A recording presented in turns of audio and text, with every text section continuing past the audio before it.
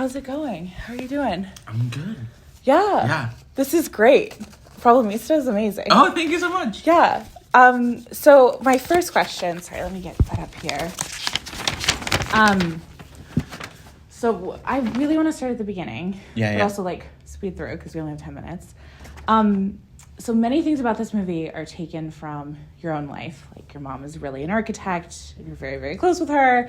Yeah. You did immigrate from the U.S. or to the U.S. You had a bunch of jobs from Craigslist. Yes. Yes.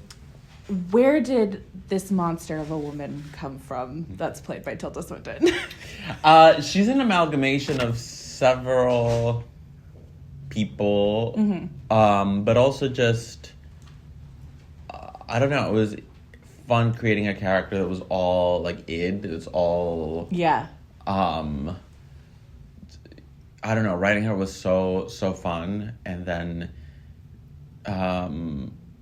yeah, I don't know. She's a collage of different people, and then of course the look and the way she speaks came from Tilda. Yeah. We really collaborated on that.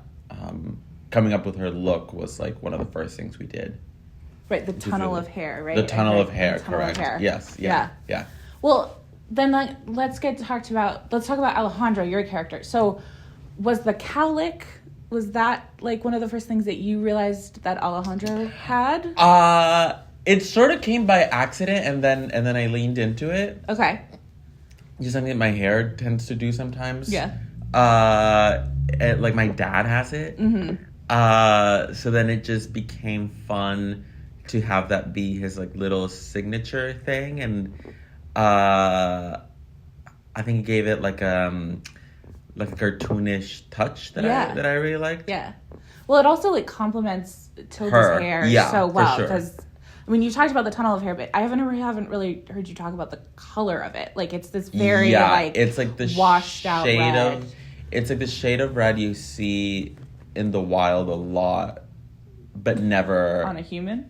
But but never in film. It's like the kind of shade of red that like no one wants to get.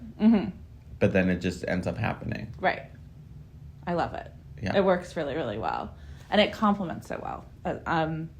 So you met Dave McCary at SNL. Yeah, I did. And I think you described it as like he directed pretty much everything you ever wrote there. Yeah, almost everything, yeah.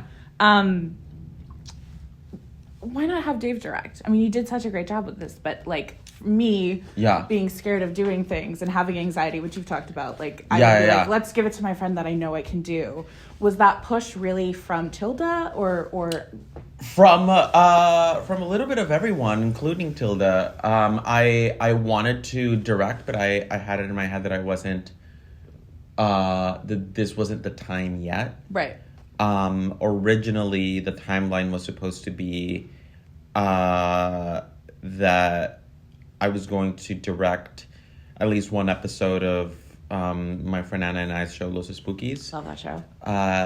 And then based on that, I was going to decide whether or not I wanted to direct the movie.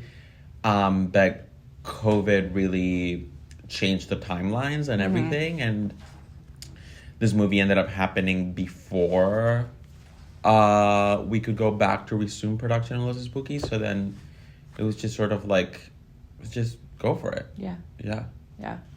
The great Isabella Rossellini narrates the film. Yes. I would love to hear her read the phone book and be involved. Are you recording? Yes, I am. Okay. I am. It's not moving. Okay. Sorry. No, you're good. You're good. I appreciate that.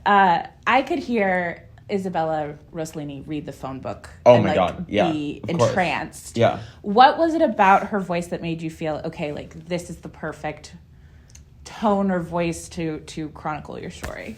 I think she has like such an outer-worldly voice that is just so it's both larger than life but not impenetrable. It's also like warm and very guiding, and that was interesting because so many movies have narrators that are not in the movie, right? That are just like characters unto themselves, and those characters tend to be like low male voices.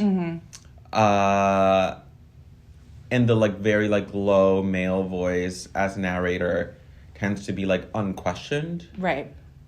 But then having like earlier on, like having a female voice, there was some question of like, oh, are the audience going to be confused as to who she is? Like, do we have to explain it? And we didn't, and I think no one's bothered by it.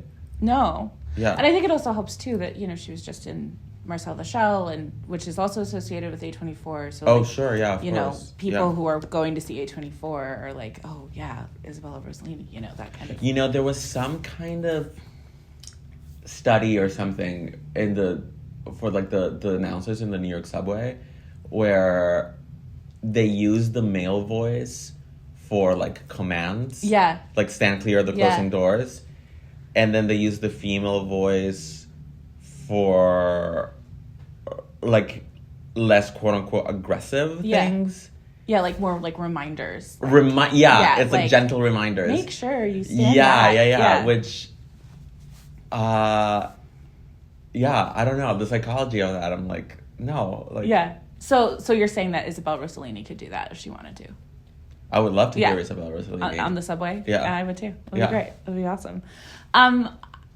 I saw your interview that you did for Draft House with Tilda, and she pointed out something that I thought was really cool, that both of these characters are immigrants. Mm-hmm. Can you talk a little bit more about that? Was that something that you also kind of thought about at the beginning? Because I remember she said that you kind of let her do her own accent. She was supposed to be American, and then that switched. Yeah. I mean, the biggest thing is that they're both outsiders. Right. And I think that the movie is about many different kinds of outsiders, regardless of their immigration status. Right. And so like they are very much characters that usually are like in the fringes, or like, you know, normally don't dive into them. So I feel like the spirit of the movie is really to shed light on people that you normally don't think much about. Yeah. In the film, Greta Lee receives an apology from Tilda Swinton that we hear via voiceover. I think I'm calling it a little bit early, but I think it's like the greatest written apology in cinema history. Oh my God. It's so freaking good. Yeah.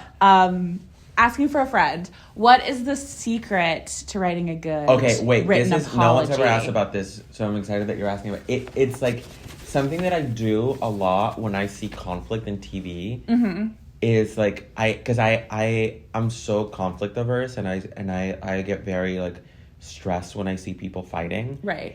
And I noticed this when I was watching Big Little Lies, the second season. Yeah.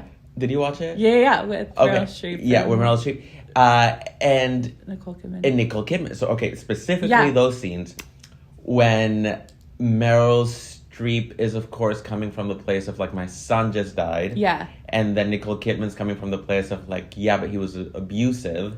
And they would have these, like, fights where they wouldn't really, like, see each other. Uh-huh. I would, like, instinctively, I would pause, and then I would say what I wish the character would say to the other one. And that's, like, something that I, like, do kind of all the time, where I, like, when I see two people fight, I, like, say what I wish they would say to each other. Right. So I feel like that was sort of cathartic and easy for me to do with, like, these two characters that, like, you know, if you see the movie, when you see the movie, you see that there's so much between them. Yeah. What about an apology? Like, what are, like, two things that a written apology have to have? Showing an understanding of why the other person's upset. Right.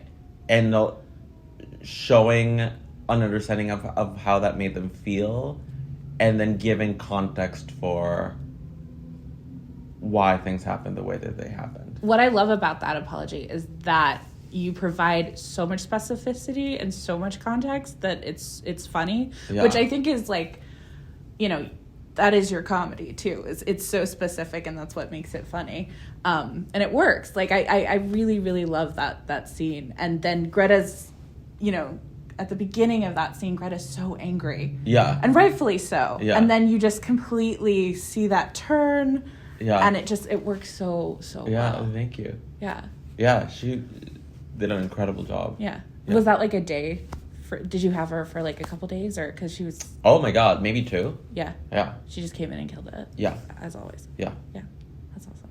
Yeah. All right. Well, Julio, I think that's about my time. Thank you so much for sitting down with me. Thanks for checking out the show. If you like what we're laying down, please subscribe to our channel and click the bell to receive notifications for all of our latest stuff.